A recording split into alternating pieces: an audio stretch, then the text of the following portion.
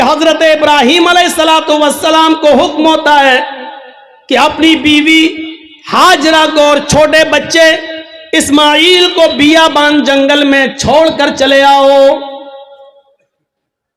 इब्राहीम अलैहिस्सलाम अपनी बीवी हाजरा को और उस बच्चे को लेकर जा रहे हैं। उस वक्त तक बीवी को पता नहीं कि ये मुझे लेके कहां जा रहे हैं। मेरा शौहर है, जहां जा रहा है मैं भी जाऊंगी। मेरा शौहर है, मुझे उनके साथ चलना है। मेरे पति है, मुझे उनके साथ जाना है। चंद दिनों के सफर के बाद एक बियाबान जंगल आ जाता है। उस बियाबान जंगल के अंदर अपनी बीवी को छोड़ देते हैं, अपने बच्चे को छोड़ देते हैं। हाजरा को उसी जंगल में छोड़ दिया। इस्माइल जो अभी अपनी मां का दूध पीते हैं उसी जंगल के अंदर छोड़ दिया। थोड़ी देर बैठते हैं, सस्ताते हैं और फिर वहां से जाने लगते हैं। इस मंजर पर जरा गौर कीजिए मेरे साथियों, यह मंजर हमें कुछ और बताता है। उस बियाबान जंगल में छोड़ दिया। आज जिस जंगल को हम मीना के नाम से जानते हैं, मीना की वादी के नाम से जानते हैं, उस जंगल में छोड़ दिया है। आपको पहले उसकी एक कंडीशन बता दें, आप यहां से कलियाचक तक जाएंगे, जगह जगह पर आपको बिजली के पोल मिलेंगे, जगह जगह पर आपको बिजली के खंबे मिलेंगे, आप रोशनी पाएंगे और सीधे कलियाचक पहुंच जाएंगे। लेकिन उस जमाने में बिजली के खंबे नहीं लगे हैं। दिन में भी साएं साएं बीत रही है। इब्राहीम अलैहिस्सलाम ने, हाजरा ने उस जंगल में दाएं बाएं देखा, बड़े बड़े दरख्त तो लगे हैं लेकिन दरख्तों पर एक चिड़िया भी नजर नहीं आ रही है। चिड़िया कैसे नजर आएगी? क्योंकि दूर दूर तक पानी का पता नहीं है, पानी का नामो निशान नहीं है। चिड़िया भी ऐसे दरख्तों पर अपने नेस्ट, अपने घोंसले बनाती हैं जहां आसपास पानी हो, वो पानी पी सके और अपने बच्चों के लिए अपनी चोंच में पानी खींच कर लाकर अपने बच्चों को पिला सके। जब जंगल में दूर दूर तक पानी नहीं तो जंगल में एक भी चिड़िया, एक भी परिंदा भी नहीं दिखाई दे रहा है। सोचो, ऐसे बियाबान जंगल में हुक्म होता है कि यहीं अपनी बीवी को छोड़ दो। हजरत इब्राहीम थोड़ी देर बैठते हैं, फिर वहां से चलने लगते हैं। हाजरा ने देखा कि इब्राहीम जा रहे हैं। यहां तो कोई दुकान भी नहीं कि कोई सौदा लेने जा रहे हो। यहां तो दूर तक कोई सब्जी फरोश भी नहीं दिख रहा है कि जिससे सब्जी खरीदने जा रहे हो। जब उनको जाते हुए देखती हैं, अपने बच्चे को जमीन पर लिटाती है, जमीन पर, और पीछे पीछे चल के कहती हैं, कहां जा रहे हो? इब्राहीम अलैहिस्सलाम ने इस जुमले का जवाब नहीं दिया। कहां जा रहे हो कुछ नहीं बोला, सीधे और आगे बढ़ते हैं। बीवी ने कहा, रे मैं पूछ रही हूं कहां जा रहे हो? इब्राहीम अलैहिस्सलाम ने अभी भी जवाब नहीं दिया। इब्राहीम अलैहिस्सलाम सीधे चले चले जा रहे हैं, पीछे मुड़कर देखने का नाम नहीं लेते। न बीवी को देख रहे न बच्चे को देख रहे हैं, चले चले जा रहे हैं। हाजरा ने अब पीछे से उनका दामन थामा, पीछे से उनका कुर्ता पकड़ा, पीछे से उनका दामन पकड़कर खींचा और खींच कर कहा, मैं कुछ पूछ रही हूं कि कहां जा रहे हो? हजरत इब्राहीम अलैहिस्सलाम ने ऐसे अपनी बीवी का हाथ पकड़ा और उसको यूं पकड़ के झटक दिया और आगे बढ़ने लगे। तब बीवी चीख कर कहती है, आए इब्राहीम, कुछ तो बोलो, क्या मैंने आपकी बीवी होकर आपकी कोई नाफरमानी की है? हक के रिफाकत को अदा करने में मुझसे कोई गुस्ताखी हुई है? मियां बीवी के जो हुकूक होते हैं उसमें कोई हमसे कमी हुई है? खिदमत में कोई कमी हुई है? आपकी सेवा में कुछ कमी हुई है? मुझसे कोई लग़्ज़िश हुई है जो इस बियाबान जंगल में मुझे और इस बच्चे को अकेले छोड़ के जा रहे हो? इब्राहिम अलैहिस्सलाम की आंखों में आंसू आ गए, लेकिन आंसुओं को जमीन पर नहीं गिरने दिया। आंखें चढ़ा ली, नजरें आसमान पे डाली और आंखों से गिरने वाले आंसुओं को आंखों ही में पी गए। उसका एक कतरा भी जमीन पर नहीं गिरने दिया। फिर इसका भी जवाब नहीं दिया, आगे बढ़ते गए। जब इसका भी जवाब नहीं मिला तो हाजरा एक जुमला कहती है, ऐ इब्राहिम जा रहे हो तो जाओ, लेकिन ये बताओ कि कब आओगे। इब्राहिम अलैहिस्सलाम के पास इस बात का भी जवाब नहीं, कुछ नहीं बोल रहे हैं। आगे बढ़ते चले जा रहे हैं, खुशी खुशी लाए, अच्छी बातें करते हुए लाए, बीवी से प्यार भरी बातें करते हुए लाए, लेकिन जब जंगल में छोड़ा तो ऐसे पीठ फेर ली जैसे ये मेरी बीवी ही ना हो। जो पूछ रही है उसका भी जवाब नहीं, बीवी के सवाल भी गलत नहीं है, सही कह रही है कि मुझे अकेले इस बच्चे को अकेले छोड़ के जा रहे हो, और वो भी इस बियाबान जंगल में, लेकिन जवाब नहीं है। आगे और बढ़ते तो लास्ट में बीवी कहती है, हाजरा हाय इब्राहिम जब तुम जवाब ही नहीं दे रहे हो, ये भी नहीं मालूम कि कब आओगे, शाम तक आओगे, कल आओगे, 2 दिन बाद आओगे, 1 हफ्ते के बाद आओगे, 1 महीने के बाद आओगे, 1 साल के बाद आओगे, या आओगे ही नहीं। किसी भी सवाल का जवाब जब तुम्हारे पास नहीं है तो मैं इसको क्या समझूं, इसका भी जवाब नहीं। कहती है, आ इब्राहिम मैं आपकी बीवी हूं, मैं आपकी अमानत हूं, पता नहीं आप कब आए, अपनी इस अमानत को किसके हवाले करके जा रहे हैं, ये तो बता दो। आप 10 साल के बाद आए, 20 साल के बाद आए, 1 साल के बाद आए, 2 साल के बाद आए, और अगर मैं जिंदा रहूं और मेरी इज्जत व आबरू न बच सके, जैसे एक बादशाह ने मेरी इज्जत व आबरू से खिलवाड़ करना चाहा लेकिन अल्लाह की मदद की वजह से वो नहीं कर सका। आए वो अगरचे सारा थी, दूसरी बीवी थी, और उसके बदले में फिर उसने हमें भी दे दिया एक लौंडी की शक्ल में, जिसको आपने अपनी बीवी बना लिया। आए इब्राहिम मुझे ये बताओ कि अपनी अमानत को किसके सुपुर्द करके जा रहे हो, अगर मेरी इज्जत व आबरू महफूज न रही, मुझे किसके सुपुर्द करके जा रहे हो। बीवी जवाब कहती है, इला मन ततरुकुना, आ इब्राहिम आपने मुझे किसके हवाले किया है, हमें किसके जिम्मे सौंप के जा रहे हो, इस अमानत का जिम्मेदार कौन है। जब हाजरा ने यह कहा, कुरान के अल्फाज, इला मन ततरुकुना, आपने मुझे किसके सुपुर्द किया है, आपने मुझे किसके हवाले किया है। तब इब्राहिम अलैहिस्सलाम अब इसका जवाब देते हैं, लेकिन हाजरा की तरफ देखकर नहीं, बच्चे की तरफ देखकर नहीं। अगर पीछे घूमूंगा बीवी की शक्ल दिखेगी, मासूम बच्चे को देख लूंगा तो कहीं बीवी की और बच्चे की मोहब्बत मेरे दिल में ना आ जाए, और फिर मैं जिस काम के लिए अल्लाह के हुक्म से जा रहा हूं उस काम से कहीं मैं रुक ना जाऊं। ईमानी ताकत देखिए, ईमानी इस ताकत की वजह से वो बीवी को नहीं देख रहे हैं, बच्चे को नहीं देख रहे हैं। बीवी की मोहब्बत है, बच्चे की मोहब्बत है, लेकिन ईमान की ताकत देखिए। क्या कहते हैं, न बीवी को देखना गवारा, न बच्चे को देखना गवारा, और बीवी कह रही है कि मुझे किसके सुपुर्द करके जा रहे हो, इस जंगल में तो चिड़िया भी नहीं है, हमें इस जंगल में रात होगी, खतरनाक जानवर भी तो आ सकते हैं, मेरा क्या होगा, मुझे बताओ मुझे किसके सुपुर्द करके जा रहे हो। इब्राहिम अलैहिस्सलाम ने कदम आगे बढ़ाते बढ़ाते चलते चलते जवाब दिया, इल्लल्लाह, आए मेरी बीवी, मैंने तुझे और तेरे इस बच्चे को, मैंने तुझे और अपने इस बच्चे को अल्लाह के सुपुर्द कर दिया, अल्लाह के हवाले कर दिया है। यानी अल्लाह ने मुझे छोड़ने का हुक्म दिया, मैंने अल्लाह के हुक्म से तुझे छोड़ा, इस बच्चे को छोड़ा।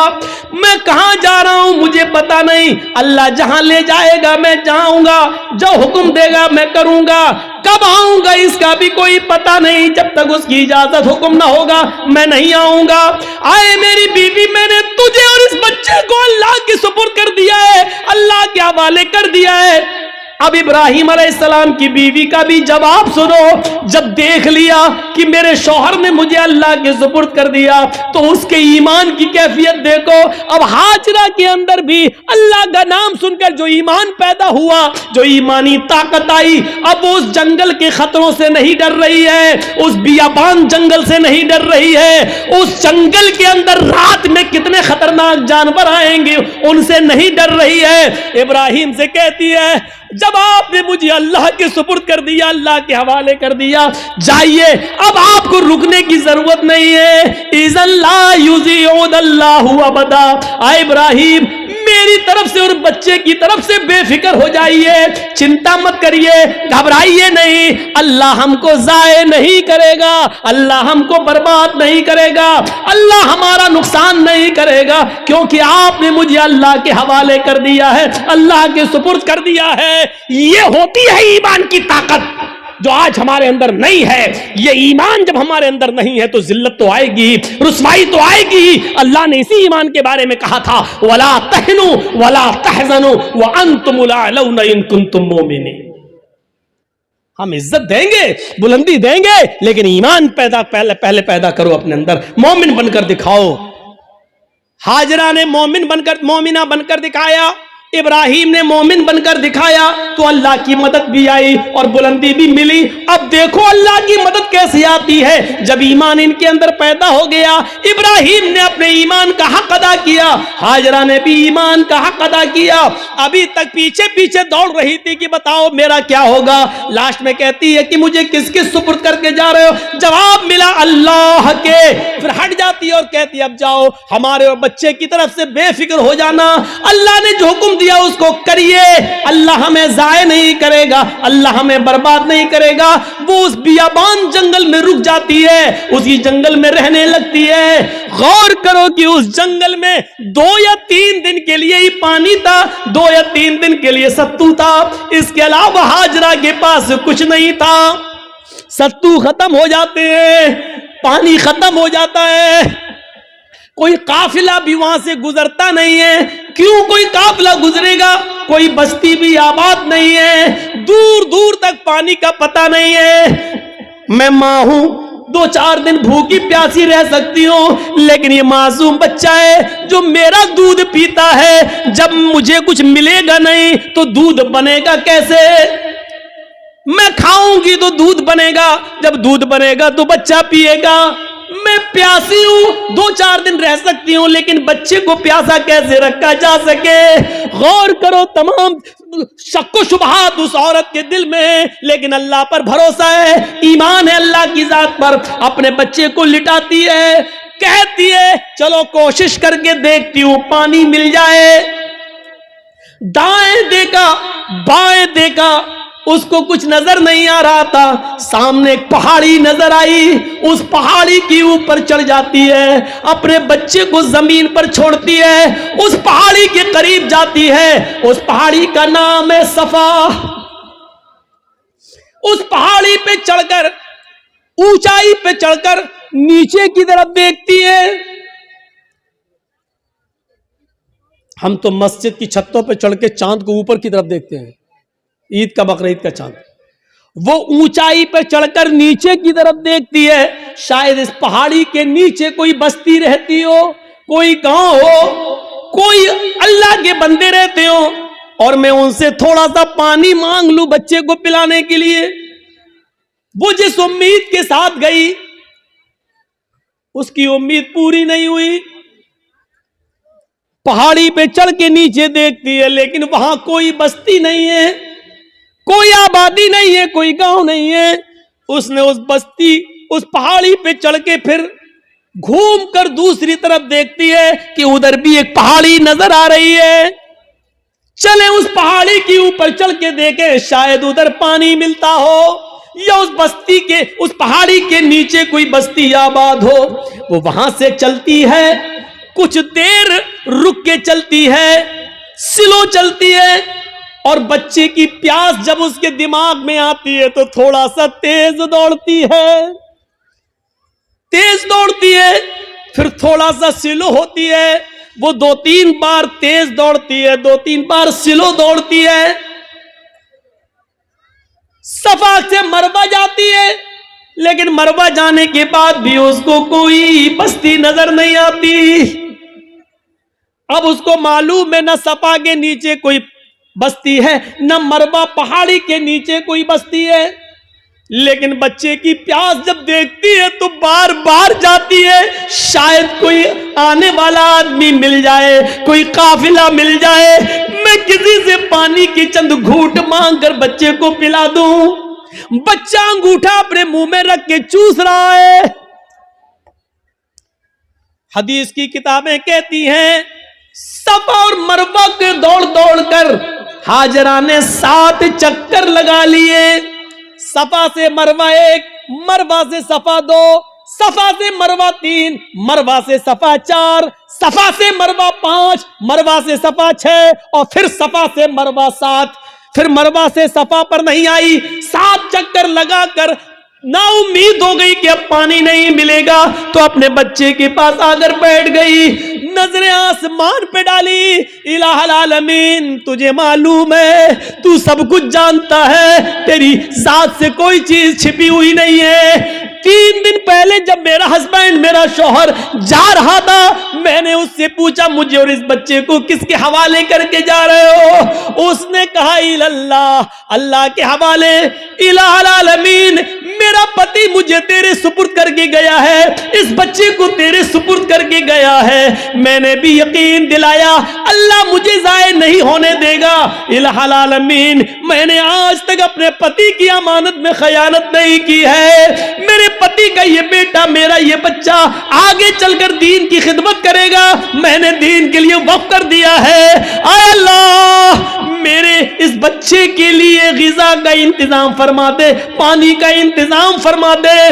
दिल से जो आह निकलती है वो असर रखती है, पर नहीं ताकत परवाज मगर रखती है। ऊपर से अल्लाह रब्बुल आलमीन ने जिब्रील को हुक्म दिया, आए जिब्रील क्या देख रहे हो? मेरी बंदी मुझे पुकार रही है और मेरा बंदा इब्राहिम इन दोनों को, इस्माइल और हाजरा को मेरे सुपुर्द करके गया है। अगर मेरे सुपुर्द करने के बाद भी ये दोनों भूखे और प्यासे मर गए तो फिर दुनिया से विश्वास उठ जाएगा, फिर ईमान किसके अंदर पैदा होगा? आए जिब्रील, जाओ, जिस जगह इस्माइल एड़ियां रगड़ रहे हैं उसी जगह पर तुम अपना पर मारो और फिर मेरी कुदरत का करिश्मा देखो। जिब्राइल आए और उसी जगह पर मारा और पानी का चश्मा उसी जगह फूट गया। इब्राहिम, इस हाजरा ने देखा कि पानी का चश्मा निकल गया तो वो रोकने लगी। पानी है वो बह रहा है, वो रोक रही है, इधर ना चला जाए, उधर ना चला जाए। वो समझ रही थी शायद अभी ये थोड़ी देर के लिए बंद हो जाएगा, तो समेट रही हैं और जज्बात में कह रही, पानी तो बहता जा रहा है। वो ऐसे लेती चुल्लू, ऐसे रोक रही है और कहती जम जम, अबरानी जबान का लफ्ज जम जम। अरे कहां जा रहा? रुक रुक रुक। जम जम, जम जम का मतलब रुक रुक, ठहर जा।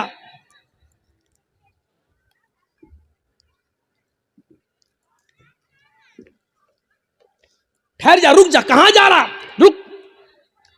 ये जमजम का लफ्ज भी अल्लाह के रसूल को इतना पसंद आया कि आपने जमजम के लफ्ज को जमजम ही रहने दिया, इसके लिए कोई अरबी का लफ्ज इस्तेमाल नहीं किया। रुक रुक, पानी नहीं रुकता तो उन्होंने मुडेर बांध दी, वही मिट्टी से इकट्ठा करके ऐसे बनाती चली गई, मुडेर बांध दी। अल्लाह के नबी ने एक बार खुतबा दिया था और कहा था अल्लाह हाजरा पर रहम फरमाए, अगर हाजरा ने मुंडेर न बांधी होती तो अल्लाह उस पानी को पूरी दुनिया में फैला देता। और जो चीज़ पूरी आम हो जाए तो उसकी कदर कम हो जाती है। आज देख रहे हो ना, हमारे मुल्क में भी बहुत से लोग एक पानी की पूजा करते हैं, गंगा जल, लेकिन चूंकि वो इतनी ज्यादा तादाद में है कि अब उसकी कोई कदर नहीं रह गई है। बाकायदा गवर्नमेंट को गंगा की सफाई के लिए पैसा देना पड़ता है, और गंगा की सफाई की वजह से सरकारें बदल भी जाती हैं। इसने गंगा का ख्याल नहीं रखा है, और कभी कभी गंगा का नाम लेकर लोग बोर्ड भी मांगते हैं।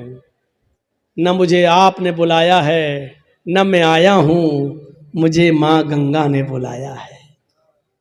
इस तरीके से लोगों को भावुक करके माँ गंगा को माँ कहकर इस तरीके से लोग उसको नीलाम भी करते हैं। एक तरीके से देखा जाए तो इस तरीके से आज उस पानी की क्या कदर है। लोग उसमें पेशाब भी कर रहे हैं, पायखाना भी कर रहे हैं, लैट्रीन भी कर रहे हैं, सब कुछ हो रहा है उसके अंदर है? इसीलिए उसकी सफाई के लिए पैसा मांगा जा रहा है, ये किया जा रहा है, वो किया जा रहा है। लेकिन जमजम को देख लो, आज कितनी कदर की नजरों से देखा जाता है। आज भी सऊदिया में होने के बावजूद भी आप देख लीजिए उस पानी की कैसी कदर है, उस पानी की इज्जत कैसी है। और उस पानी की खुसूसियत यह है कि जो लोग 5 साल पहले हज करके आए हैं और जमजम लेके आए होंगे, आज भी उनके घर में जमजम अगर 5 साल पुराना भी रखा होगा तो उसमें न तो कीड़े पड़े होंगे न जरासीम पड़े होंगे। ये एक कैफियत, ये एक कशिश रखी है अल्लाह रब्बुल आलमीन ने उस पानी के अंदर। ये जीता जागता मौजज़ा, चश्मा जारी हो गया। ईमान था तो अल्लाह ने इज्जत भी दी, ईमान था तो अल्लाह ने बुलंदी भी दी। ईमान की ताकत होनी चाहिए। और इतना ही नहीं, अब आप कहोगे कि हाजरा को इज्जत क्या मिली? इज्जत नहीं मिली। वो हाजरा जो ईमान की ताकत की वजह से इब्राहिम को छोड़ देती है और अपने बच्चे के लिए पानी की तलाश में सफा से मरवा के चक्कर लगाती है। 7 चक्कर लगाए। मैंने कहा था शुरू में, कभी स्लो दौड़ती है, कभी तेज दौड़ती है। अल्लाह के रसूल सल्लल्लाहु अलैहि वसल्लम ने हज का रुकन बना दिया है, सफा और मरवा के चक्कर लगाओ। जब तक तुम सफा और मरवा के चक्कर नहीं लगाओगे, न तुम्हारा हज माना जाएगा, न तुम्हारा उम्रा माना जाएगा। और औरतों के लिए तो खास कर दिया कि तुम तो सीना तान कर अकड़ कर तेज न दौड़ो क्योंकि तुम्हारी बेपर्दगी होगी। लेकिन हाजरा जहां जहां तेज दौड़ी थी और थोड़ा सा अकड़ के ऐसे दौड़ी थी, अल्लाह के नबी सल्लल्लाहु अलैहि वसल्लम ने मर्दों को हुक्म दे दिया कि जब भी वो सफा से मरवा, मरवा से सफा के चक्कर लगाएं तो जहां हाजरा तेज दौड़ी थी वहां उनको भी तेज दौड़ना है, जहां हाजरा स्लो हुई थी वहां तुम्हें भी स्लो होना है। और हाजरा ने जहां सीना निकाल कर दौड़ लगाई वहां तुम्हें भी थोड़ा सा सीना निकालना। अब इतना भी नहीं कि गामा पहलवान लगो है, तो जहां थोड़ा सा हल्का था सीना निकाल के चली थी, तुम्हें भी उतना निकाल के चलना है।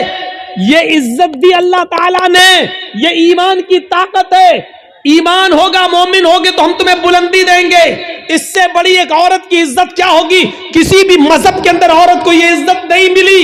हाजरा ने जहां अपना कदम रखा, हर हाजी वहां अपना कदम रखता है। जहां हाजरा दौड़ी थी, हर हाजी को वहां दौड़ना पड़ता है। हाजरा ने जितने चक्कर लगाए, हर हाजी को उतने चक्कर लगाना पड़ते हैं। और हाजरा के नक्शे कदम को अल्लाह ने अपनी इबादत का एक हिस्सा बना लिया। एक औरत के पैरों के निशान, एक औरत के पैरों की टापें, एक औरत की पैरों की पैरों की धड़कनें, पैरों की खटखटाहट को अपनी इबादत का हिस्सा जोड़ दिया है कि जब तक तुम हाजरा की इस अदा को जिंदा नहीं करोगे, हमारी इबादत का हक अदा नहीं होगा, तुम हमारी इबादत नहीं कर सकते हो। हाजरा के नक्शे कदम को अपनी इबादत से जोड़ दिया हो, इससे बड़ा मकाम क्या होगा, इससे बड़ा दर्जा क्या होगा, जरा अंदाजा लगाओ। दुनिया की सारी कौमें चीखती और चिल्लाती रहे कि औरतों को इस्लाम ने 4 दीवारी में बंद कर दिया, बुर्के में रखकर उनकी तरक्की की राह में रुकावट बन गए। चीखते रहो, चिल्लाते रहो। हकीकत यह है कि औरत को इस्लाम ने जो इज्जत दी है वो दुनिया का कोई मजहब वो इज्जत नहीं दे सकता है। आप बाप हैं, कितना भी जहेज दे दो अपनी बेटी को, लेकिन आपके मरने के बाद आपकी वरासत में उसको हिस्सा मिलेगा, वो महरूम नहीं हो सकती है। ये याद रखो, बाप की वरासत में से भी हिस्सा मिलेगा। शादी के बाद अगर उसका शौहर मर गया तो शौहर की विरासत में से भी उसको हिस्सा मिलेगा। भाई मर गया तो भाई की विरासत जो छोड़ के गया उसमें बहन को हिस्सा मिलेगा। आप गौर कर रहे हैं? गौर कीजिए। और बेटा अगर मर गया तो बेटे की विरासत में से भी मां अगर जिंदा है तो मां को हिस्सा मिलेगा। गौर कीजिए कि एक औरत की हैसियत और इज्जत क्या है। जो लोग कहते हैं कि अल्लाह मौलाना मेरा बाप मर गए उनके लिए दुआ करना, चाहे कितने मुल्ला मौलवियों को अपने घरों में लेके चले जाओ और दुआएं करवा लो कि अल्लाह मेरे बाप को बख्श दे, अल्लाह इसके बाप की दुआ मगफिरत फरमा दे। अगर आपके बाप के मरने के बाद अगर बाप की विरासत में से बाप की बेटी यानी आपने अपनी बहन को हिस्सा नहीं दिया, बाप की मगफिरत नहीं होगी। याद रखिए, मुल्ला मौलवी दुआ कर करके मर क्यों ना जाए, बाप की मगफिरत नहीं होगी, चाहे कितनी दुआ करा लो। बाप की विरासत में से बेटी को हक मिलना है, बाप की विरासत में से मिलना है। और चाहे कितना कोई दुआ करे, लेकिन भाई के मरने के बाद बहन दुआ करे कि अल्लाह मेरे भाई को बख्श दे, जब तक भाई के मरने के बाद भाई की विरासत में से बहन को हिस्सा नहीं मिलेगा, दुआ कबूल नहीं होगी और भाई की मगफिरत नहीं होगी। पढ़े बहुत आसान समझ लिया ना। जन्नत जब चाहे अल्लाह जन्नत दे, अल्लाह जन्नत तो मिल नहीं सकती, जन्नतुल फिरदौस दे। मांगते कितनी बड़ी जन्नत है, सबसे आला जन्नत। अभी तो यही पता नहीं कि हमें कोई छोटी से हल्का जमीन का जन्नत का एक मामूली सा टुकड़ा भी मिल जाए, हमारे लिए वही काफी है। वो तो छोड़, जन्नतुल फिरदौस। और हालात ये हैं कि बेटियों का हक मारे हुए हैं, बहनों का हक मारे हुए हैं, बहनों का हक मारे हुए हैं। हालत ये है हमारी।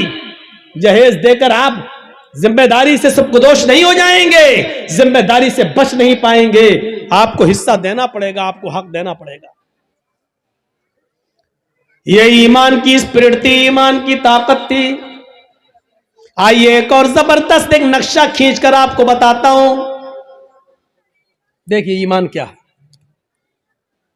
एक बार ये तय हो गया मूसा अलैहिस्सलाम में और फिरौन में, ये रोज रोज के झगड़े ठीक नहीं है, आओ एक मैदान में जमा हो जाते हैं, तुम अपना मामला दिखाओ, हम अपना मामला दिखाते हैं, या तो तुम झुक जाओ या हम झुक जाएं, आओ। एक मैदान तय हो गया। ए भैया बैठ जाओ, इनसे कहो कि पेशाब लग रहा तो यहीं कर लो। तो ऐसा लग रहा है जैसे किसी की चप्पल चुरा के भाग रहे हो।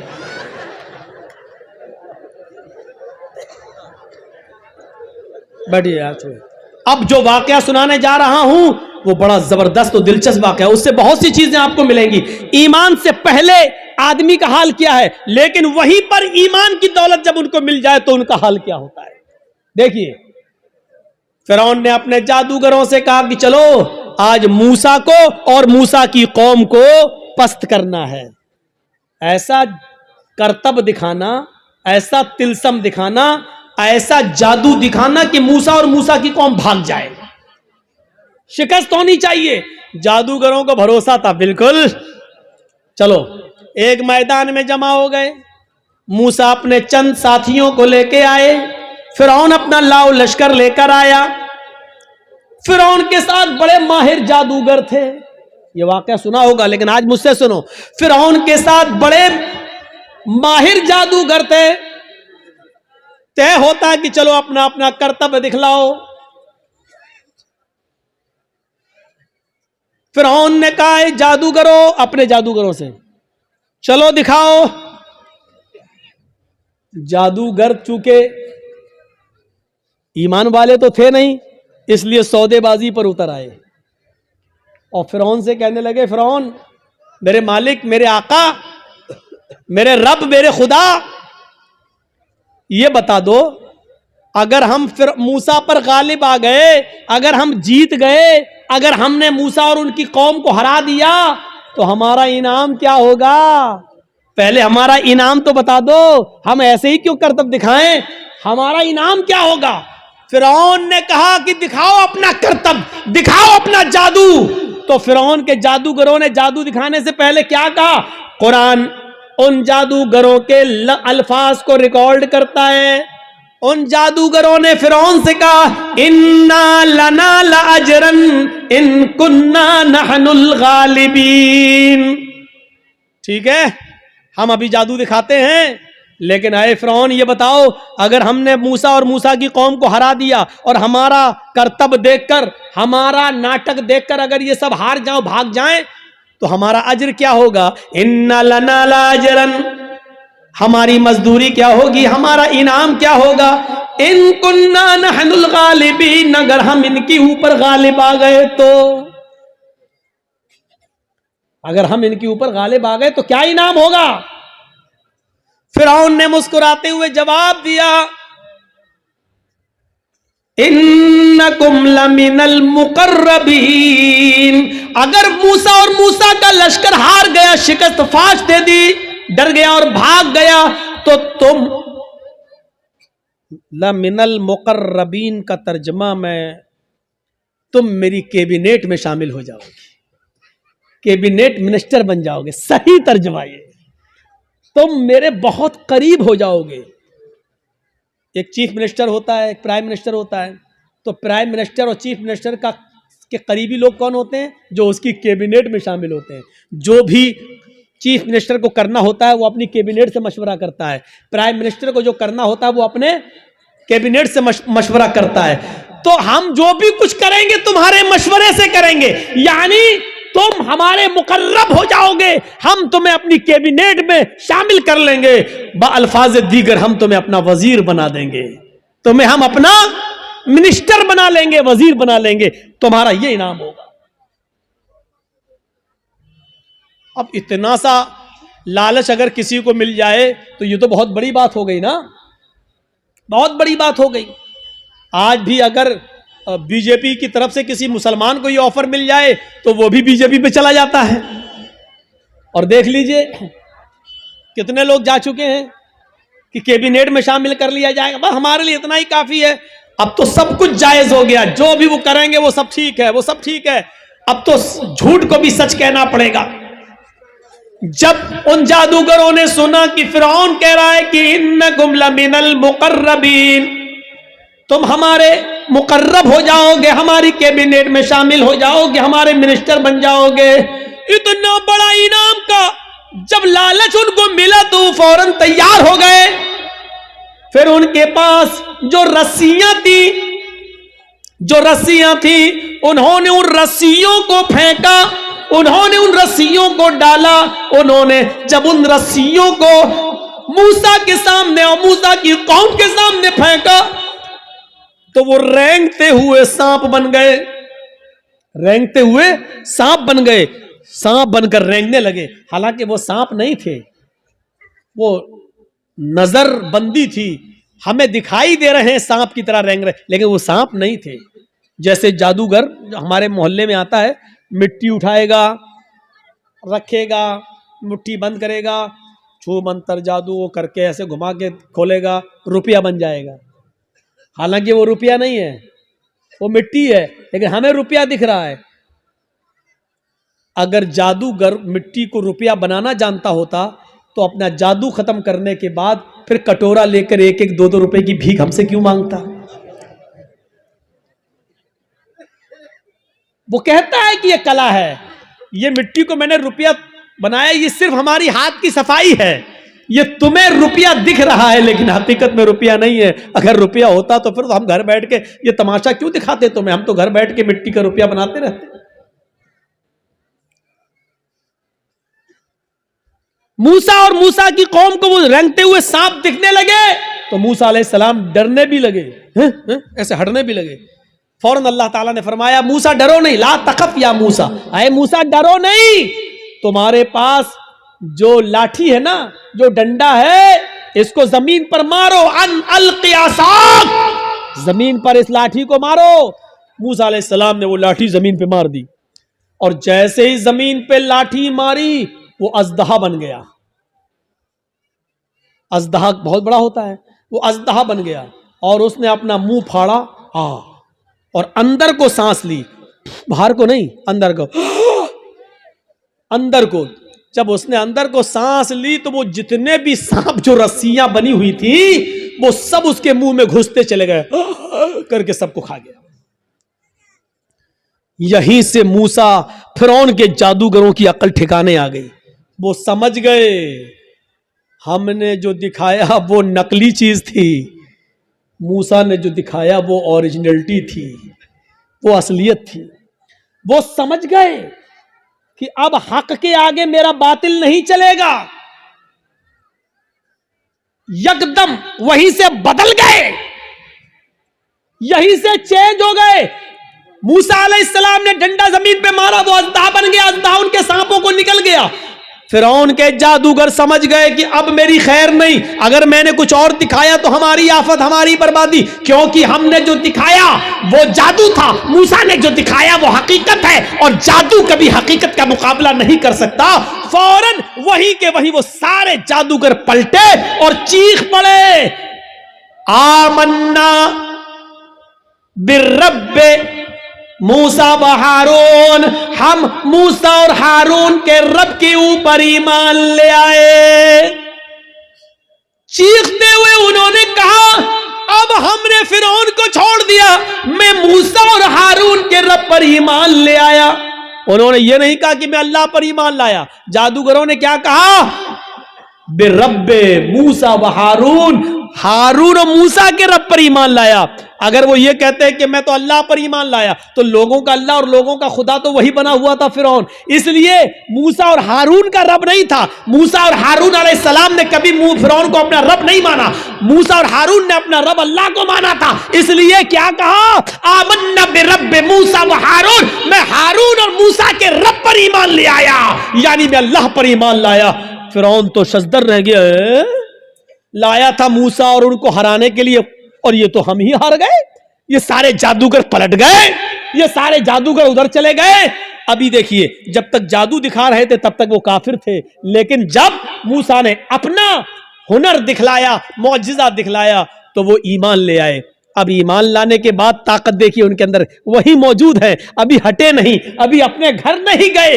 अब जब ईमान ले आए, जब कह दिया आमन्ना बिरब्बि मूसा व हारून, जब कह दिया कि हारून और मूसा के रब पर ईमान लाए, तब उनके ईमान लाने के बाद उनके अंदर ताकत क्या आई, वो दिखाना चाहता हूं। एक मोमिन के अंदर ईमान जब आ जाए तो उसकी ताकत क्या होती है, वो चीज समझ लीजिए। जब वो ईमान लाए तो फिरौन ने कहा, ये क्या किया तुमने? तो उन्होंने जवाब दिया कि अल्लाह की तरफ से हक आ जाने के बाद और अपनी आंखों से हक देखने के बाद भी मैं तुम्हारी गुलामी करूं और तुमको अपना रब मानूं, तो हमसे बड़ा बदनसीब कोई नहीं होगा, हमसे बड़ा फिर पागल कोई नहीं होगा। हमने आज अपनी आंखों से हक देख लिया और सच्चाई देख ली और मूसा की का मौजिजा देख लिया है। मूसा ने जो दिखाया वो अल्लाह की तरफ से है, इसलिए अब हक आ जाने के बाद हम तुम्हारी गुलामी नहीं कर सकते, हम तुम्हें तरजीह नहीं दे सकते। फिरौन ने कहा, अब जानते हो तुम्हारा अंजाम क्या होगा, जानते हो तुम्हारा अंजाम क्या होगा? उन्होंने कहा, ए फिरौन, फिर हमारे अंजाम को भी बता दो कि क्या अंजाम होगा हमारा। फिरौन ने कहा, ला उक़त्तिअन्ना अयदियकुम व अर्जुलकुम मिन खिलाफ थुम्मा ला उसल्लिबन्नकुम अजमईन। कुरान कह रहा है, आए मेरे जादूगरों, अगर तुमने मूसा और हारून के रब को छोड़कर मुझे रब न माना और तुम न पलटे, तो हम तुम्हें क्या अजाब देंगे, क्या सजा देंगे तुम जानते हो। ला उक़त्तिअन्ना अयदियकुम व अर्जुलकुम मिन खिलाफ, हम तुम्हारे हाथ कटवा देंगे, हम तुम्हारे पैर कटवा देंगे मुखालिफ सिमतों से, यानी दाहिना हाथ काटेंगे तो बायां पैर और बायां हाथ काटेंगे तो दायां पैर। अगर हमने दायां हाथ काटा तो बायां पैर कटवाएंगे, और किसी का अगर हमने बायां हाथ काटा तो उसका दायां पैर कटवा देंगे। लउक़त्तिअन्ना अयदियकुम व अर्जुलकुम, अरबी से वाकिफ होंगे तो आप समझ जाएंगे, लेकिन अरबी से वाकिफ नहीं है, अल्फाज की ज़्यादती माना की ज़्यादती पर दलालत करती है। अरबी जबान में कता यक्ताओं के माना होते हैं काटना, ये इसको कहा जाएगा कता, काटना। लेकिन इधर से काटा, इधर से काटा, इधर से काटा, ये काटा, ये काटा, इसको कहा जाता है कत्ता युकत्यो तख्ती, टुकड़े टुकड़े करना। फिरौन ने ये नहीं कहा था कि हम तुम्हारे हाथ और पैर काट देंगे। फिरौन ने कहा ला उकत्ति अन्ना इदियकुम व अर्जुलकुम, हम तुम्हारे हाथ के टुकड़े टुकड़े करवा देंगे, हम तुम्हारे पैर के टुकड़े टुकड़े करवा देंगे, हमारी जबान में कीमा कीमा कर देंगे, बोटी बोटी कर देंगे मुखालिफ सिमतों से।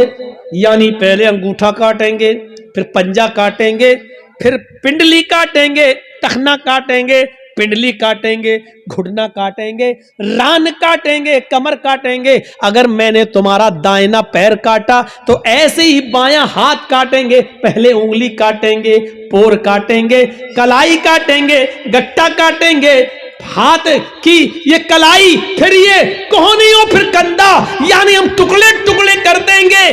कितनी दर्दनाक सजा, जिंदा आदमी को एक एक हिस्सा काटा जाए। लौकत्तियन्ना अयदियकुम व अर्जुलकुम मिन खिलाफ, हम पहले ऐसा करेंगे और ऐसा करने के बाद भी अगर तुम न माने तुम लउसल्लिबन्नकुम अजमईन, तो फांसी का फंदा लगा के फिर हम तुम्हें सूली पे चढ़ा देंगे।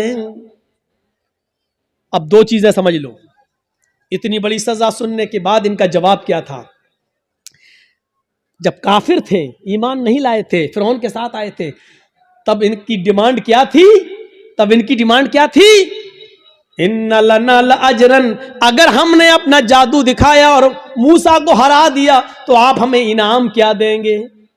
अभी इनाम मांग रहे थे, सोना चांदी दौलत मांग रहे थे, लेकिन ईमान लाने के बाद जब इतनी बड़ी सजा सुनी तो उसके बाद उनका जवाब क्या था? यह है ईमान की ताकत। उनका जवाब यह था फक़ज़ी मा अंत क़ाज़िन, फक़ज़ी मा अंत क़ाज़िन इन्नमा तक़ज़ी हाज़िहिल हयात दुनिया। आए फिरौन, तुझे जो करना हो कर। फक़ज़ी मा अंत क़ाज़िन, आए फिरौन तुझे जो करना हो कर, मेरे साथ, मेरी बॉडी के साथ, मेरे जिस्म के साथ, मेरे पैरों के साथ, मेरे हाथ के साथ, मेरे जिस्म के साथ जो कुछ भी तू कर सकता है कर ले। इन्नमा तक़ज़ी हाज़िल हयात दुनिया, तू सिर्फ मुझे दुनिया में सजा दे सकता है, सिर्फ दुनिया में मुझे परेशान कर सकता है, सिर्फ दुनिया में तू मेरे ऊपर हुकूमत चला सकता है, सिर्फ दुनिया में तू मुझे सजा दे सकता है, आखिरत में तू हमें सजा नहीं दे सकता है, आखिरत का तू हमारे मालिक नहीं है। जो अभी इनाम मांग रहे थे, ईमान लाने के बाद वो कह रहे हैं जो करना हो कर ले, लेकिन अब हम मूसा और हारून के रब को छोड़ने वाले नहीं हैं। ये है ईमान, ये है ईमान।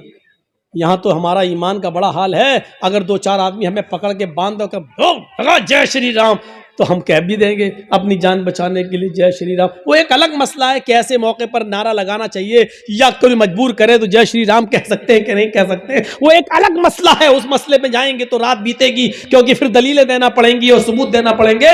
उस तरफ अभी हम नहीं जाना चाहते हैं मेरे भाइयों, ये एक अलग मसला है। लेकिन जरा सोचो कि आज हमारा ईमान क्या है और उनका ईमान क्या था। जो अभी इनाम मांग रहे थे वो अब कह रहे हैं कि सजा भी दे दो, लेकिन हम अब ईमान से फिरने वाले नहीं है। ये होता है ईमान, ये होता है ईमान। अरे हम ईमान के लिए और इस्लाम के लिए अपनी जान की कुर्बानियां क्या देंगे? हम तो अपने मुआशरे में और अपनी समाज में फैली हुई बुरी बिदअतों को भी छोड़ने के लिए तैयार नहीं हैं। हमारे बाप दादा जो करते आए हैं वही हम करेंगे, हमारे बाप दादा जो करते आए वही करेंगे। ये नए मुल्ला मौलवी जब से पैदा हो गए तब से ये नए नए मसले बताने लगे हैं। ये सूरत हाल आज हमारे दरमियान आ गई है, ये सूरत हाल आज हमारे दरमियान चली हुई है। कोई चीज हमारी मस्जिद में आज हो रही है, बंद हो जाती है, फिर दोबारा चालू हो जाती है। हम अपने बाप दादा की राइज करदा बिदअतों को हम खत्म नहीं कर पा रहे हैं। ईमान और इस्लाम के लिए हम अपनी जान क्या कुर्बान करेंगे? हम क्या छोड़ेंगे? हजरत हाजरा की तरह अपने शौहर को कौन औरत छोड़ने के लिए तैयार होगी? और कौन आदमी ऐसा होगा जो अपने बच्चे को इस्माइल की तरह छोड़कर चला जाए और फिर पलट कर भी ना देखे। हम भी जाते हैं तो एक उम्मीद होती है कि चलो बीवी सऊदीया जा रहे हैं, इस बच्चे ही के लिए तो जा रहे हैं, तुम्हारे लिए तो जा रहे हैं, लेकिन 1 साल के बाद आ जाएंगे, 2 साल के बाद आ जाएंगे, लेकिन वो भी घर में सारा इंतजाम करने के बाद आप जाते हैं और सऊदी जाने के बाद पैसे वगैरह भेजते रहते हैं। यहां तो कुछ नहीं है, अंधेरी रात में क्या होगा, सत्तू और पानी के अलावा कुछ नहीं है, वो भी 2 दिन के लिए बाद क्या होगा, मेरी बीवी क्या करेगी, मेरा बच्चा क्या करेगा। जरा तसव्वुर कीजिए इस पोजीशन में अपनी बीवी और बच्चे को छोड़ना। हम तो अपनी बिदातों को कुर्बान नहीं कर पा रहे हैं, नहीं छोड़ पा रहे हैं। हमारे बाप दादा जो करते चले आ रहे हैं वो हम करते रहेंगे। वही बात लौट फिर के आती रहती है कि मौलाना साहब क्या किया जाए, मस्जिद में फर्ज नमाज के बाद इमाम के साथ दुआ मांगना कैसा है, कब्रिस्तान में दुआ करना कैसा है, किसी आदमी के मर जाने के बाद किसी मौलाना के साथ उसके घर पे जाकर भोज खाने के बाद दुआ करना उसकी मग़फ़िरत की, ये कैसा है। वही पुराने घिसे पिटे सवाल जो हम 15-20 साल से इन इलाकों में आके बोलते जा रहे हैं, वही सवाल, और आज तक हम उनको खत्म करने के लिए तैयार नहीं होते हैं। ये हमारी बेशर्मी का हाल है, ये हमारी बेशर्मी का हाल है। मेरे भाइयों, आज फिर एक बात को जहन में बिठा लो, दुआ करना गलत नहीं है। एक बात फिर जहन में रख लो, दुआ एक इबादत है और इबादत वैसे की जाएगी जैसे जनाब मोहम्मद रसूलुल्लाह ने बताई है। इबादत मोहल्ले के सरदार के तरीके पर नहीं की जाएगी, इबादत मौलवी जर्जीज के तरीके पर नहीं की जाएगी, इबादत मस्जिद के इमाम के तरीके पर नहीं की जाएगी। मस्जिद का इमाम कुरान और हदीस बता सकता है, लेकिन मौलवी के तरीके पर इबादत नहीं की जाएगी। इस बात को आप हमेशा जहन में रखिए। दुआ मुख्खुल इबादा, दुआ इबादत का मग़ज़ है। दुआ के लिए आपको कोई मना नहीं करता है। दुआ जहां अल्लाह के रसूल ने हाथ उठाकर की है आप करिए, कोई मना नहीं करता है। दुआ जहां हाथ उठाकर नहीं की है वहां आप हाथ उठाकर करेंगे तो वहां हम मना करेंगे, इसलिए कि हाथ उठाना साबित नहीं है। मसलन लैट्रीन में जाने की दुआ है, अब आप लैट्रीन में घुस के पढ़िए हाथ उठा के, अल्लाहुम्मा इन्नी औज़ु बिका मिनल खुब्स वल खबाइस। अब बैठिए, बैठिए, दुआ है, क्यों हाथ नहीं उठाया? मैं पूछना चाहता हूं उन लोगों से जो मस्जिद में मजबूर करते हैं इमाम को कि हाथ उठाओ और पब्लिक से कहते हैं हाथ उठाकर दुआ करो। अगर दुआ के लिए हाथ उठाना है तो लैट्रीन में जाने की दुआ है, बताओ क्यों नहीं हाथ उठाते हो? सब लैट्रीन में क्यों? अरे जब लैट्रीन में दुआ पढ़ सकते हो तो हाथ क्यों नहीं उठा सकते हो? जब लैट्रीन में अल्लाह का नाम ले सकते हो, अल्लाहुम्मा इन्नी औज़ु बिका, तो हाथ उठाने में क्या हर्ज है? क्यों नहीं उठाते हो? अब हमारी अकल कह रही है गंदी जगह पर हाथ कैसे उठाएं। अभी अकल ही तो कह रही है ना, तो मैं कह रहा हूं गंदी जगह पर फिर अल्लाह का नाम क्यों ले रहे हो? नहीं साहब, वो तो अल्लाह के नबी ने बताया है, तो अल्लाह के नबी ने बताया, तो यहां अल्लाह के नबी ने हाथ नहीं उठाया तो हम हाथ नहीं उठाएंगे। अच्छा, खाना खाओ, क्या दुआ है? बिस्मिल्लाह या बिस्मिल्लाहि व अला बरकतिल्लाह, ये दुआ है खाना खाने की। अब आप खाना बैठो, जर्जी साहब खाना लग गया, बिस्मिल्लाह, अब हम खाएं, या बिस्मिल्लाहि व अला बरकतिल्लाह, अब हम बोलिए। चलो ये तो लैट्रीन नहीं है, ये तो घर है।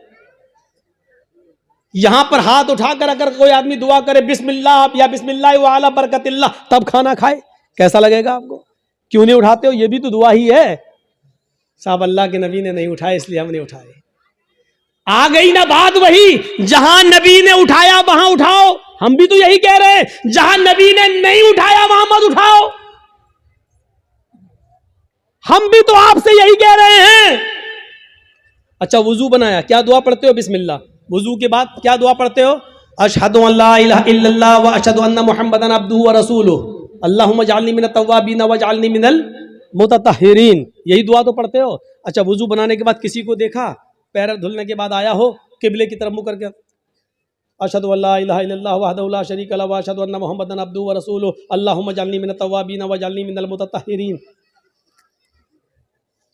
मैं पूछना चाहता हूं क्यों नहीं पढ़ हाथ उठाते हो? यहां वुजू के बाद की दुआ है, हाथ उठाना साबित नहीं है।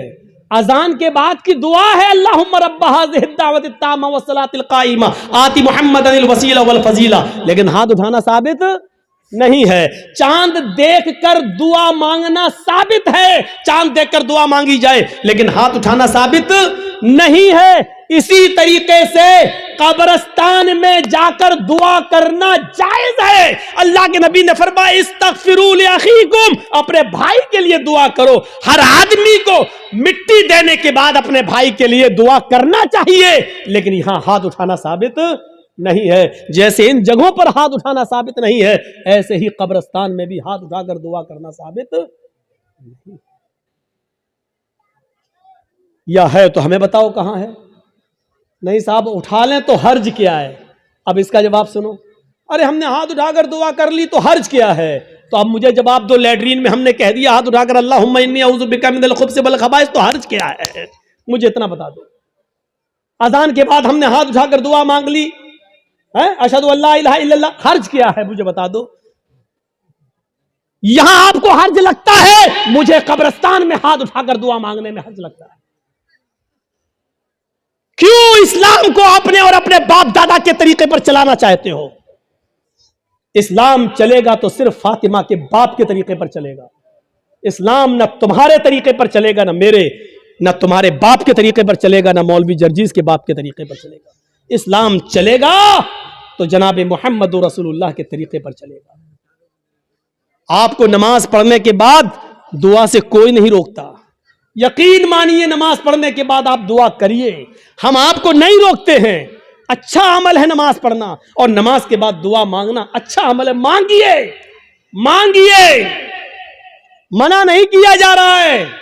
लेकिन यहां अल्लाह के रसूल से हाथ उठाकर दुआ मांगना, और नबी के हाथ उठाने के बाद सहाबा का हाथ उठाना, और नबी का हाथ चेहरे पर फेर कर पहनना, और उसके बाद सहाबा का भी हाथ चेहरे पर फेर लेना, नबी का दुआ मांगना और सहाबा का उस दुआ पर आमीन आमीन कहना, यहां नमाज के बाद साबित नहीं है। इसलिए आपको भी ऐसा नहीं करना है।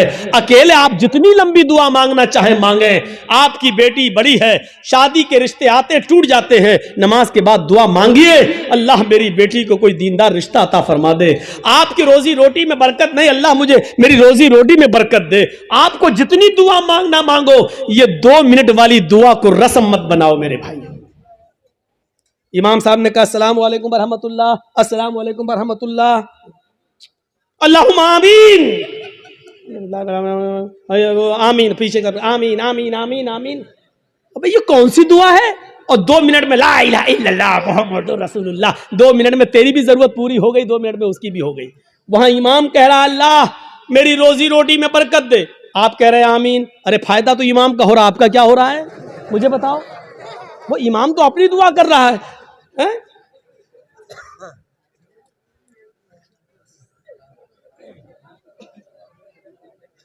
अब इमाम बेचारा कुंवारा है, शादी नहीं हुई है, इमाम कह रहा अल्लाह मुझे दीनदार लड़की अता फरमा दे, आप कह रहे हैं आमीन। फायदा तो इमाम का हो रहा, तुम्हारा क्या हो रहा है? अरे इमाम अपनी दुआ मांगे, तुम अपनी दुआ मांगो यार। इमाम की अपनी जरूरतें हैं, तुम्हारी अपनी जरूरतें हैं। इमाम का बेटा बीमार है, उसके पेट में दर्द है, वो कह रहा अल्लाह मेरे बेटे को शिफा अता फरमा। अरे तुम्हारे बाप को कैंसर है, तुम अपनी दुआ मांगो अल्लाह मेरे बाप को कैंसर है, अल्लाह मेरे बाप को शिफा कामिला और आजिला अता फरमा। अरे इमाम के साथ साथ तेरे आमीन कहने से मखसूस दुआएं हो रही हैं। इमाम तेरे लिए दुआ नहीं कर रहा है, और तुम जो आमीन आमीन कह रहे हो उसमें तुम्हारे लिए दुआओं पे आमीन नहीं कही जा रही है। अरे तुम अपनी दुआ मांगो, इमाम की जरूरत 2 मिनट में पूरी हो रही है, तुम्हें कुछ ज्यादा मांगना तुम ज्यादा मांगो। ये क्या दुआ है कि जब इमाम की सारी जरूरतें पूरी हो रही हैं उसी वक्त तुम्हारी भी हो रही हैं। 2 मिनट में तुम्हारी भी दुआ हो गई, उसकी भी दुआ हो गई। अब हमने कुछ और मांगना था, लेकिन अब हम नहीं मांग पा रहे हैं क्योंकि इमाम ने हाथ फेर लिया, हमें भी फेरना पड़ रहा है। अब हमें कुछ और मांगना है। मेरी बीवी हमें कुछ समझती ही नहीं है, अब अल्लाह मेरी बीवी को मेरा फर्मा बरदार बना दे। अब इमाम तो हाथ फेर चुके हैं, अब कैसे दुआ मांगे? अब मांगना चाह रहे हैं लेकिन हाथ गिर भी नहीं रहे, लेकिन मजबूरी में फेरना पड़ रहा है। अब फेरना पड़ा, अब मुंह में कहना पड़ रहा अल्लाह मेरी बीवी को हिदायत दे। इसको आदत मत बनाइए मेरे भाई। दुआ को हम मना नहीं कर रहे हैं, नमाज के बाद भी दुआ को मना नहीं कर रहे हैं। दुआ को हम सिर्फ इसलिए मना कर रहे हैं कि सलाम फेरने के बाद आदमी आज़ाद हो गया है। वो अपनी दुआ मांगे, आप अपनी दुआ मांगिए। वो 2 मिनट मांगो, 5 मिनट मांगो, 10 मिनट मांगो, 15 मिनट मांगो, आधा घंटा मांगो। और दुआ तो मेरे भाइयों मजमे में है, सही बताऊं तो दुआ का हक अदा ही नहीं होता है। दुआ का हक अदा तो तन्हाई में होता है, जब कोई ना देख रहा हो, 2 रकात नमाज पढ़ के अपने आप को सबसे छिपा कर, रो रो कर, आंखों से आंसू बहा बहा कर दुआ की जाए, तब दुआ का मजा कुछ और है मेरे भाइयों। ये दुआ का मजाक है। अल्लाह गांव में बहुत ज्यादा लफड़ा, अल्लाह मेरे गांव में बरकत दे, अल्लाह मेरे चौधरी को समझा दे, अल्लाह मेरे ये आमीन आमीन मोहम्मद रसूलुल्लाह। ये दुआ का मजाक है यार, मत बनाओ मजाक। इतना मजाक दुआ का कभी नहीं बनाया गया जितना हम दुआ का मजाक बना रहे हैं। हाथ उठाकर भी मांग सकते हो, लेकिन अकेले तन्हा। कब्रिस्तान में दुआ मांगने का हुक्म है और हर शख्स को दुआ मांगना चाहिए, लेकिन वहां हाथ उठाना साबित नहीं है। वहां सिर्फ हुक्म यह इस्तगफिरू लिअखीकुम, अपने भाई के लिए दुआ करो, सिर्फ दुआ है। अगर हाथ उठाना होता तो अल्लाह के नबी कहते अपने भाई के लिए दोनों हाथ उठाकर दुआ करो। और यह आता कि अल्लाह के रसूल ने फला फला के दफनाने के बाद आपने दोनों हाथ उठाकर दुआ की है, आता हदीस में, लेकिन हदीस की किसी किताब में नहीं आया अल्लाह के रसूल ने किसी भी सहाबी को दफन करने के बाद अपने हाथों को उठाकर दुआ की हो, कहीं नहीं आता है। हाँ, ये आया कि अल्लाह के रसूल ने कब्र में सहाबी को दफन करने के बाद सहाबा से फरमाया इस्तगफिरू लिअखीकुम, अपने भाई के लिए दुआ करो। आप चाहते तो कह सकते थे मैं दुआ कर रहा हूं, आप लोग आमीन आमीन बोलो। अल्लाह जिसका इंतकाल हुआ उसके रूह को आला इल्लीन के अंदर जगह अता फरमा, अल्लाह उसके पसमानदगान को सब्र जमील अता फरमा। आप चाहते तो कब्रिस्तान में सब दुआ कर सकते थे, लेकिन आपने न की ऐसे और न लोगों ने आमीन कहा, बल्कि आपने सबको हुक्म दिया कि तुम अपने भाई के लिए दुआ करो। यानी तुम अपनी दुआ करो, हम अपनी दुआ कर रहे हैं। दुआ सब करें लेकिन अलग अलग करें, और हाथ उठाना यहां साबित नहीं है, इसलिए हाथ ना उठाया जाए। सीधी सी बात है। अब फिर हुक्म यह है कि आप किसी भी मैयत के लिए कभी भी किसी भी वक्त दुआ कर सकते हैं, लेकिन चंद लोगों को इकट्ठा करके मैयत के घर जाकर उसको सब्र की तलकीन करने के बाद, भोज वोज खाने के बाद या दुआ करने के बाद भोज खिलाया जाता है। मुझे नहीं मालूम आपके यहां क्या होता है। और वहां घर पे जाने के बाद फिर इमाम साहब दुआ करते हैं और उस घर के सब लोग आमीन आमीन कहते हैं। मेरे भाइयों, बिदात है, बिदात है, बिदात है। इस बुरी रस्म को बंद करिए, इस नौटंकी को बंद कीजिए। मैं इसको नौटंकी कहता हूं। इस नौटंकी को बंद कीजिए, दुआ आप कीजिए।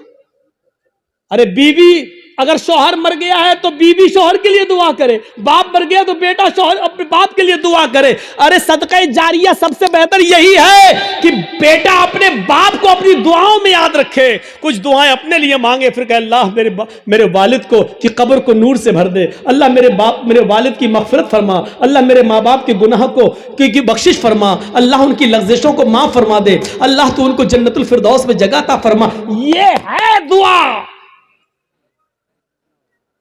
बीवी शौहर के लिए दुआ करे, बेटा बाप के लिए करे, बाप बेटे के लिए करे, भाई बहन के लिए करे, बहन भाई के लिए करे। किसने मना किया है? आप जा रहे हैं कब्रिस्तान, जाइए, रोज जाकर दुआ करिए, कौन मना कर रहा है? हफ्ते में 1 दिन जाकर दुआ कीजिए, कौन मना कर रहा है? महीने में 1 दिन जाइए और अपने बाप के लिए हाथ उठाकर नहीं, हाथ छोड़कर कब्र पर खड़े होकर कब्र के पास दुआ मांगी, कौन रोकता है? नहीं। लेकिन आप पूरे साल ना जाएं, सिर्फ ईद के दिन ईद की नमाज पढ़ने के बाद कब्र पे जाकर दुआ मांगे और इसको मामूल बना ले, ये गलत है। आप किसी दिन को मुतय्यन करके दुआ करेंगे तो वही चीज बिदअत हो जाती है। आप आज मांग लीजिए, कल मांगिए, 2-4 दिन बाद मांग लीजिए, मुतय्यन मत करिए, रोज दुआ मांगिए कब्र पे जाके, कोई मना नहीं करता है। और कब्र पे जाके दुआ इसलिए मांगने जाइए आप कि वहां जाएंगे तो आपको अपनी मौत याद आएगी, वरना दुआ मांगने के लिए कब्र पे जाना जरूरी नहीं है। दुआ के लिए आप अपने घर से भी दुआ कर सकते हैं। मेरे भाइयों, मेरे बाप इटावा में हैं और मेरे पास फोन आ जाए और वो बीमार, मैं इस जलसे में भी दुआ कर सकता हूं। आपके डिस्ट्रिक्ट मालदा में रहकर क्या मेरे लिए दुआ करो। आप आपसे भी कह सकते हैं कि मेरे वालिद के लिए दुआ करो कि अल्लाह ताला में जर्जी साहब के वालिद को शिफाए कामला और आजला अता फरमाए। कोई बुराई की बात नहीं है। दुआ के लिए किसी के घर जाकर ही दुआ की जाए या कब्रिस्तान जाकर दुआ की जाए, ये जरूरी नहीं है। लेकिन अगर आप जाएंगे तो आपको अपनी मौत भी याद आएगी कि एक दिन हमको भी इस जगह आना है, इसलिए आप अगर जाते हैं तो ठीक है। इसी तरीके से मेरे भाइयों याद रखिएगा, कोई भी काम हो अगर शरीयत की रोशनी में ठीक है तो करेगा। बहुत से लोग क्या करते हैं, बेटे का खतना हो रहा है, खाना दावत कहते हैं, साहब हाँ आज दावत है आपकी। किस बात की दावत? बच्चे का खतना करा रहे हैं। याद रखना, इस्लाम के अंदर सिर्फ 2 ही खाने को जायज करार दिया और उसका हुक्म है, एक वलीमा। शादी के बाद बीवी जब घर पे आए तो उस बीवी के साथ एक रात गुजारने के बाद दूसरे दिन वलीमा करना। बहुत से लोग ये कहते हैं कि बीवी के साथ जब तक मुजामियत या हमबिस्तरी न कर ली जाए वलीमा नहीं। बीवी आ गई, रात आप उसके साथ बैठ गए, 2-4 गुफ्तगू हो गई, बातें हो गई, बस हो गया। उसके बाद सुबह होकर आप वलीमा कर सकते हैं, जायज़ है आपके लिए।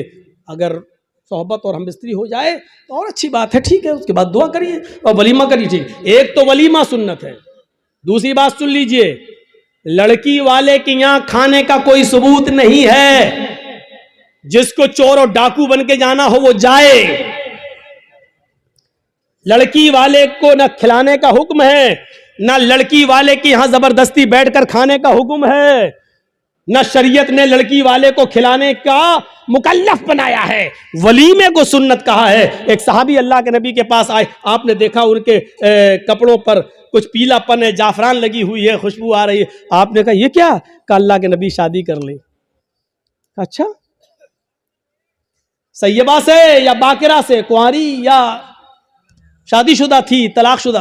कहा अल्लाह के नबी बाकिरा तो नहीं है, कुंवारी, लेकिन हाँ एक बेवा से शादी की जिसका शौहर इंतकाल हो चुका। ऐसा क्यों किया?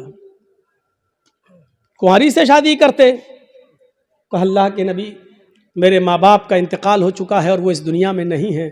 मेरी छोटी छोटी बहनें हैं, मेरी छोटी छोटी बहनें हैं। मैंने सोचा कि एक ऐसी औरत से निकाह करूं जिसको बच्चे पालने की महारत हो, तजर्बा हो, ताकि वो मेरी बहनों की अच्छी तरबियत कर सके। इस मकसद से मैंने शादी की। आपने कहा अच्छा कोई बात नहीं, वलीमा किया? कहा नहीं। आपने कहा वलीमा करो। देखिए हुक्म है, औलिम वलो बिशातिन, वलीमा करो। अगर ज़्यादा ताकत नहीं तो एक बकरी ही का करो, लेकिन करो। वलीमा करने से लोगों को पता चल जाएगा कि इसकी शादी हुई है, ये लोग नाजायज़ तरीके से नहीं रह रहे हैं, जायज़ तरीके से रह रहे हैं। वलीमे का हुक्म है, वलीमा करना चाहिए। एक ये खाना, उसका हुक्म मौजूद है। और दूसरा अकीका। अकीके की 2 शक्लें होती हैं। 2 शक्लें ये हैं कि 7वें दिन जब आप बच्चे का अकीका करें तो मोहल्ले के लोगों को आप बुलाकर अपने घर खिला भी सकते हैं, लेकिन मोहल्ले वालों को बुलाने के साथ साथ गरीबों का ख्याल रखा जाए। ऐसा ना हो कि सिर्फ अमीर आए और गरीबों को नज़रअंदाज कर दिया जाए, क्योंकि गरीबों का हक ज़्यादा है इसमें। गरीब और मिस्कीन ढूंढे जाएं, कौन है ज़रूरतमंद, उनकी दावत दी जाए। एक तो ये तरीका है। और दूसरा तरीका अकीके का ये है कि अगर आप सबको बुलाकर अपने घर नहीं खिलाना चाहते हैं तो अगर लड़की है तो 1 बकरी, लड़का है तो 2 जानवर ज़िबा करके उसका गोश्त गरीबों, मिस्कीनों में और मोहल्ले के लोगों में तकसीम कर दिया जाए, तब भी आपका अकीका हो जाएगा। अपने घर खिला भी सकते हैं। ये एक अकीका। अकीके के अलावा, वलीमे के अलावा और कोई खाने का हुक्म और सबूत नहीं है हदीस के अंदर। यहां तक कि कोई हाजी हज करके आता है और वो खुशी में अपने गांव वालों को खिलाता है, इसका मतलब यह है कि वो अपने हज की रिया और नमूद कर रहा है, दिखावा कर रहा है, लोगों को ये बता रहा है कि देखो मैं हज करके आया हूं, इस खुशी में मैं लोगों को खाना खिला रहा हूं। हाजी को हज का खाना भी नहीं खिलाना चाहिए। अगर ऐसी इबादतों पर खाना खिलाना जायज होता तो फिर नमाजी को नमाज पढ़ के आने के बाद भी खिलाना जायज होता, फिर ईद की नमाज पढ़कर भी किसी को दावत दे तो उसकी दावत भी जायज होती। मेरे भाइयों, क्योंकि यह इबादत है और फिर इबादत पर फिर एक आम रस्म बन जाएगी। फिर ज़कात देने वाला ज़कात देने की खुशी में खिलाएगा, लो आज हमने इतनी ज़कात दी। फिर रमजान का रोजा रखने के बाद 30 रोजे पूरे होने के बाद फिर लोग की दावत दे, ओ मैंने 30 रोजे रख लिए। लो, हज भी एक इबादत है। जब इन इबादतों पर आप किसी को खाना नहीं खिलाते हैं तो हज पर भी आप किसी को खाना नहीं खिला सकते। जब हज जैसी इबादत पर खाना नहीं खिला सकते तो फिर खतने का खाना कैसे जायज हो सकता है? मेरे प्यारे साथियों, खतने का खाना जायज नहीं है, ना खतने की दावत जायज है। हाँ, अगर अकीके वाले दिन ही आप बच्चे का खतना कर रहे हैं तो लोगों को अकीके की दावत दीजिए, खतने की दावत मत दीजिए और ये कहिए कि हमारे यहाँ अकीका हो रहा है, अकीके का खाना खाइए। और मैं खतने का नहीं, खतने की अगर कोई दावत देता है तो आप उस दावत को रिजेक्ट करिए और उस खतने की दावत में आप मत जाइए, क्योंकि खतने की दावत में शिरकत करना जायज़ नहीं है। मेरे प्यारे साथियों, ये चंद बुनियादी मसाइल थे जो मैंने छेड़ दिए हैं आपके कहने पर, लोगों के बताने पर। मुझे उम्मीद है कि अब आपकी अक्ल में अच्छी तरह बैठ गए होंगे। हम अल्लाह से दुआ करते हैं कि बारे अल्लाह हमारी खताओं को माफ़ फरमा दे, गुनाहों को बख्श दे।